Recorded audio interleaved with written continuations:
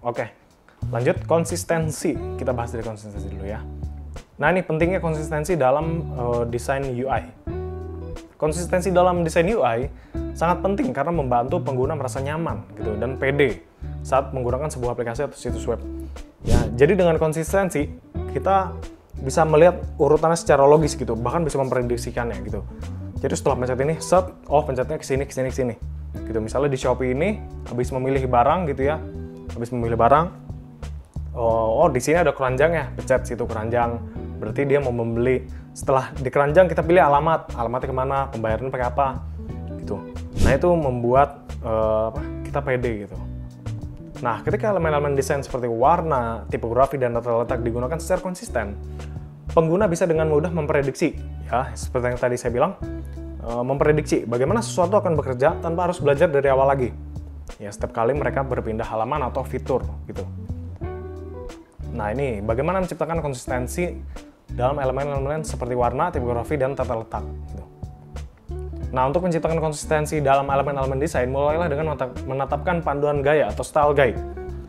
Ya misalnya gunakan warna yang sama untuk semua tombol action gitu, seperti submit atau buy now.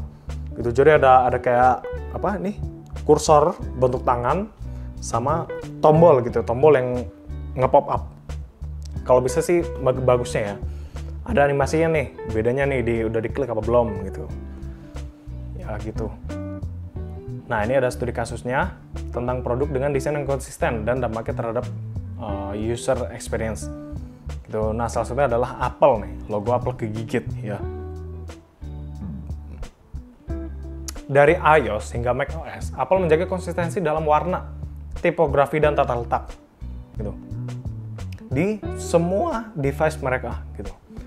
Nah, mungkin dari mulai teks di dalam OS mereka gitu, warna-warna yang halus dan seragam serta tata letak yang bersih dan mudah diikuti. Nah, konsistensi ini yang membuat Apple tuh misalnya dia habis pakai iPhone terus dia pakai MacBook, ya kurang lebih sama gitu.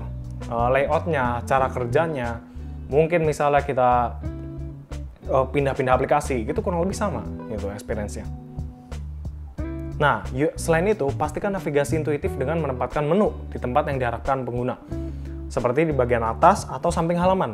Juga manfaatkan white space atau ruang kosong dengan bijak. Tuh. Jadi jangan terlalu padat gitu ya isinya ya. Oke, nah selanjutnya adalah visibilitas nih. Nah, visibilitas dalam UI UX adalah prinsip yang memastikan elemen-elemen penting dalam sebuah interface terlihat jelas dan mudah ditemukan. Nah, ini yang penting ya. Jadi seperti yang saya bilang tadi, misalnya di Shopee gitu ya, kita dengan mudah mencari tombol back gitu, atau mencari tombol beli gitu, atau mencari tombol keranjang. Nah itu sangat berpengaruh gitu. Nah ini cara membuat elemen-elemen penting menjadi terlihat dan mudah diakses bagi pengguna.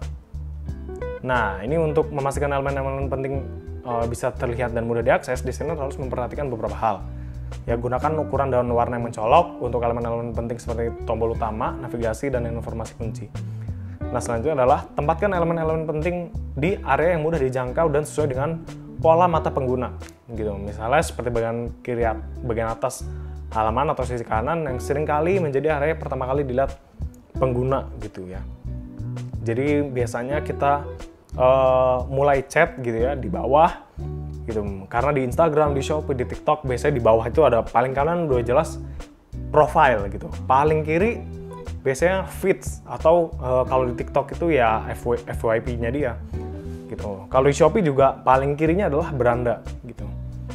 Itu sehingga mudah dilihat ya, diakses sama orang. Gunakan hierarki visual yang jelas dengan heading dan subheading yang membedakan elemen utama dari elemen sekunder.